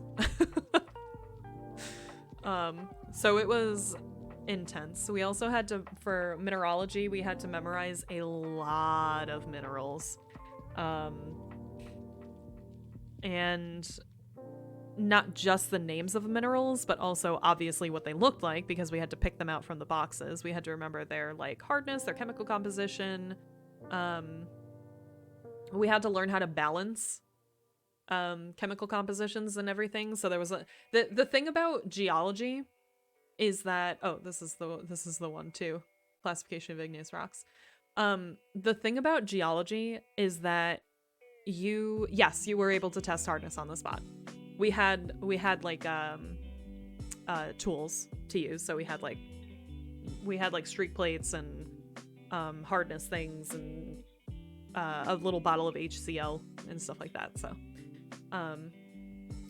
yeah, we can talk about rock identification at some point too. That might be fun. I forget if I put that on the list. If we do that, I'll probably take out some of my samples and show you using my samples, and I'll have like a cam to show you guys. The thing about geology that I think a lot of people don't appreciate is that geology is like all sciences put together. Like, geology is a lot of chemistry. It's a lot of biology, especially when you get into paleontology. It's a lot of physics. Geophysics was a course that I really, really wanted to take, but it unfortunately wasn't being offered because they didn't have a geophysicist at the time. How much mathematics did we have to do? We only had to do to Calc 2, which was weird because Calc 2 was not at all necessary for what we do. I would have preferred if we had like geology specific math. I don't know why more programs don't do that, like have math specific to your discipline, because like we didn't need to worry about arbitrary numbers or like any ridiculous stuff, because like those weren't the things we were dealing with. There were bits and pieces of Calc 2 that I could kind of see being useful, but Calc 1 definitely extremely useful, especially when you get into folds, because they are, you know, well, let me show you.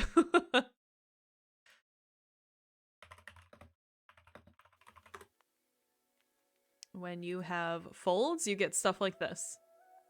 So you get layers folding on top of each other. So obviously be very good for something like that. Oh, this is like IRL folds, which are so cool. They're very, very neat. But yeah, it's like geology is a very encompassing discipline. I think a lot of people don't really realize that. Oh, this is a good one too.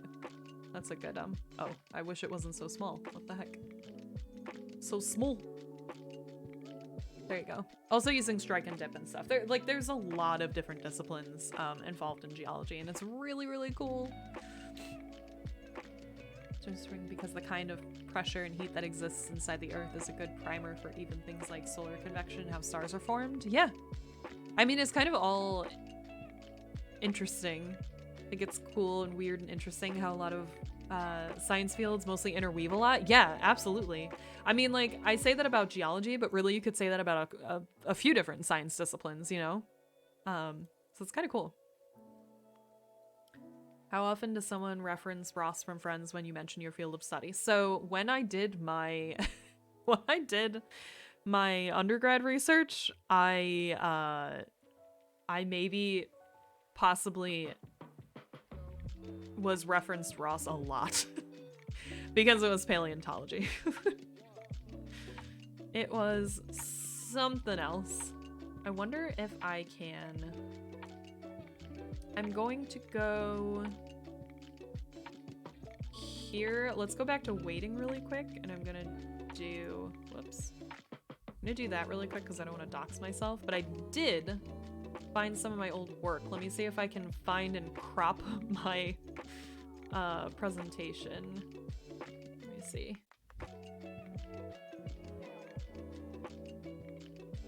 I realized I was also a paleontology nerd. Yeah, so I got really into it a while ago. Like, I think it was my first semester at my second undergrad college, because I had transferred out of my first one because it was the worst.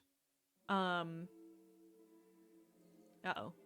My file explorer stopped responding. Please speak to me. I got really into it and I started this project, and then I started dating someone that was also extremely into paleontology, so I got into it even more then. Just because it was just always around. Uh-oh.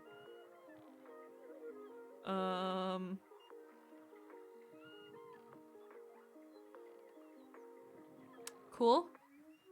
I hope you guys can still hear me because my file explorer and taskbar just stopped responding. So I don't know what's happening there. You can? Okay. What the heck?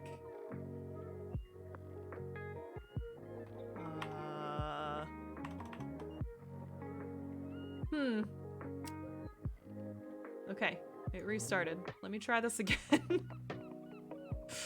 Jeez. What the heck? Oh, I don't want that. I don't want that. Uh-oh. Uh-oh. Uh-oh. Uh-oh. Oh, no. Say no more learn, I know. Wait a minute.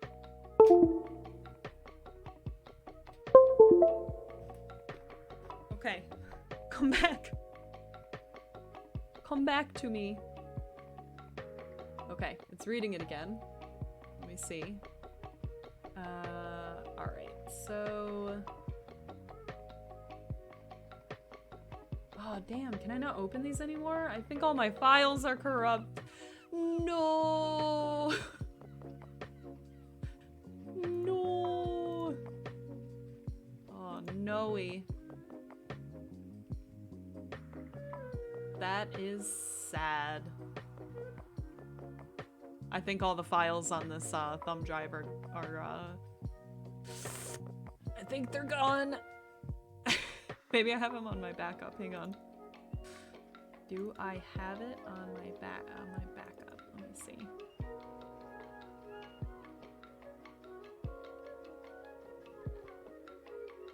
Let us see.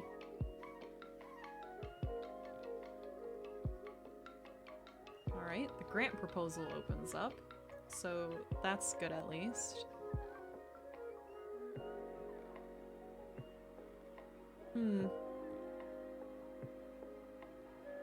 My JavaScript? Yes. That's my abstract. Ah, poo. My actual poster won't open. That's a bummer. My abstract does, though. Bummer. Well, oh well. I guess we don't get to see it.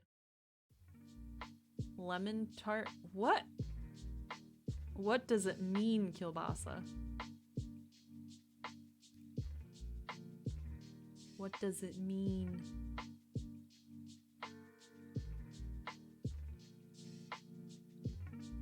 Oh, I can at least show you. Hang on. It's okay, Fudgy. That's my brother. He does that sometimes.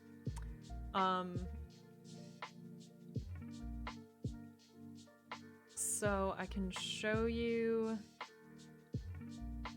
this. This is kind of what I was talking about before in that program. So you can measure across the like line of sight there, and then this will give you the topography of the area, which is very, very cool. Oh, you just got baffled? Metalocalypse? What? Kielbasa, what are you saying? Speak to me, Mike. But then we also did slope versus area and everything. We did a few different pieces of let's see, what else do we have? Oh, that's the one for Olympus Mons.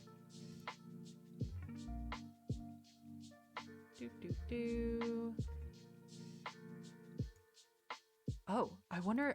Oh, hang on. Can I open this one? Will you open? Crap! It won't open. No, I thought we found one that I could open. But we did not. That's so sad. I wonder why these won't open.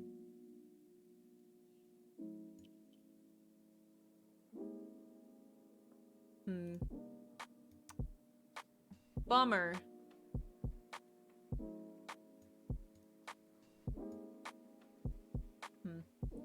Oh well. They won't open. That is sad. So anyway, any last questions from folks? I know we covered like quite a lot here. I hope you guys enjoyed.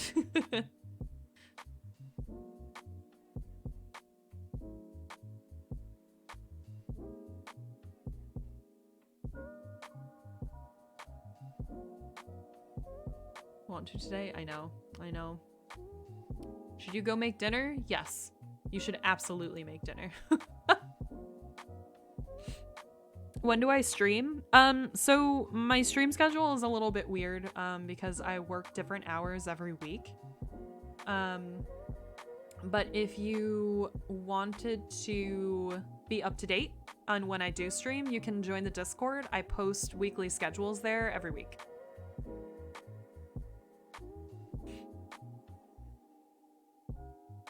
You love these science streams a lot? I'm so glad. Thank you, King. I was actually just about to type that. We have, so let's look at our options for next time. So the first one we did was paleontology. Next time we are going to have the options for, I will add this option for, I'll do, I guess I can group it with Earth history because Earth history is geologic timescale and the formation of Earth, so I can group that with supercontinent formations and tectonics, and the magnetic field and everything like that. So we can do that. There'll also be mineralogy, geomorphology, glaciology, and sedimentology. So mineralogy is minerals and how they form, and for that stream I'll probably do a lot of like showing you guys my own collections because I have a lot. Earth history would be geologic timescale, formation of the Earth. That's when we can talk about tectonics and everything like that, because it relates to it very heavily. Geomorphology is how the Earth is shaped, and that's personally my favorite thing. I love geomorphology, and that will probably be a longer stream because I will be very excited about it. Glaciology is glaciers. And then sedimentology is the formation of strata and layers of rock, and sedimentary rocks. So those are the things we have to look forward to in the future.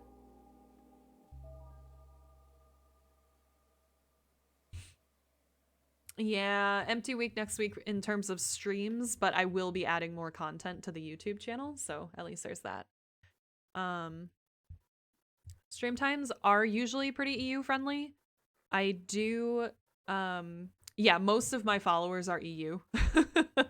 So, I try to stream as EU friendly as possible, unfortunately, because I am East Coast NA. It doesn't always happen. But yeah, we do a lot of cool stuff in the Discord as well. We have movie nights, or movie days, I should say. Sometimes it's nights, sometimes it's morning. We do D&D one-shots. We do secret streams. Sometimes I secretly stream in the Discord for an hour or two. We just have a really good time in there.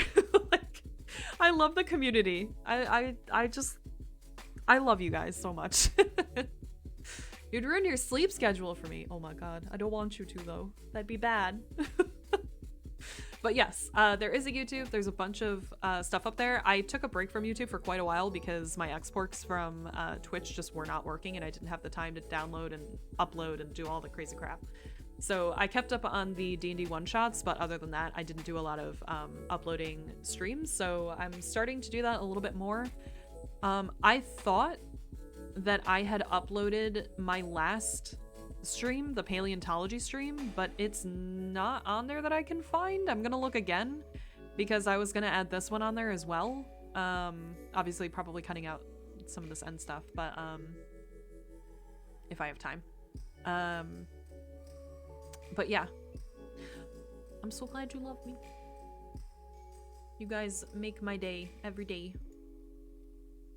But yeah, so that's pretty much all I have for you guys today. I know it's a little bit of a shorter stream because, you know, we're gonna have like a 4-hour lecture on it, so. But I will see you guys in the Discord. Maybe we'll do another, maybe we'll do a secret stream later. I don't know. We'll find out. But yeah. Hard to get them views, it's true. But keep going for it. Keep going for it, Dark. Absolutely. I'm so glad you love them. So we will end it there for today. Thank you guys so much for hanging out. I really, really appreciate it. Let me... Hang on. Let me see who we can raid. Let's see who is on right now.